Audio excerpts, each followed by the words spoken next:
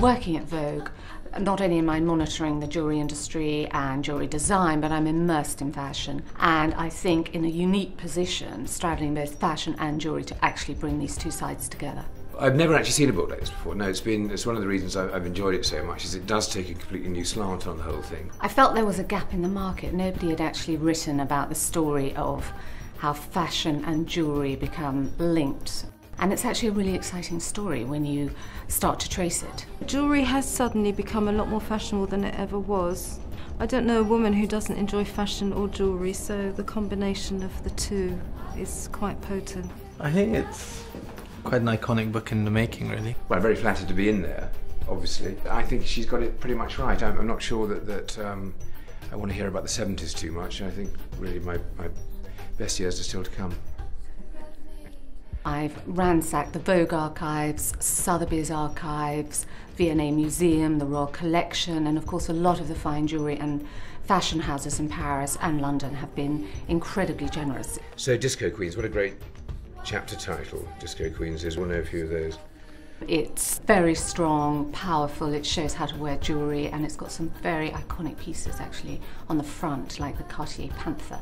Different little chapters contain interest for everybody. The chapter titles are fantastic. I think Bohemian Rhapsody's work of genius, terrific stuff. I think Freddie Mercury would have been proud of it. On the red carpet, Cher, my role model. It includes style icons, personalities, how to wear it. The way the jewellery's laid out, it's very clean. You can actually really see the pieces. It looks like something that, you know, you don't have to be in the jewellery business to kind of enjoy. There's iconic photographs of people who have worn jewellery very well. She knows her stuff, yeah. Obviously I get sent a lot of jewellery books and read a lot of jewellery books, but this is really worth reading. I thoroughly enjoyed it, particularly the bit about me, obviously, which I found fascinating. Clothes or jewellery first? It depends. Sometimes the jewel comes first and then the clothes. If you're asking a fashion designer, The jewels always come first. definitely the clothes. Maybe that's because I'm a jewellery designer. I'll always wear clothes that make the jewels look good rather than the other way around.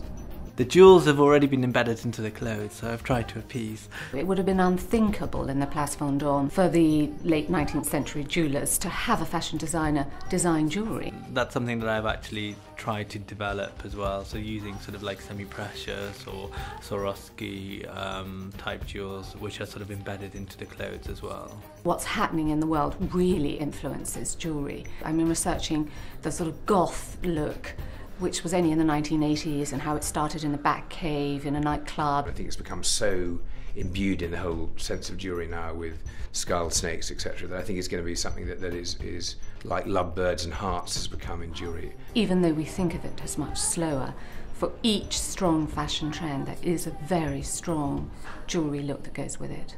And jewellery by its very nature is not ephemeral, therefore it's not like fashion, it doesn't just come and go. A really great piece of jewellery is something that's perennial and lasts forever. I mean, I think there's a certain synergy between haute couture and really good jewellery that you can just about see, but I think on the whole it's a different kind of sensibility. Of course, Coco Chanel was one of the first fashion designers in the 30s to do a fine jewellery collection in diamonds.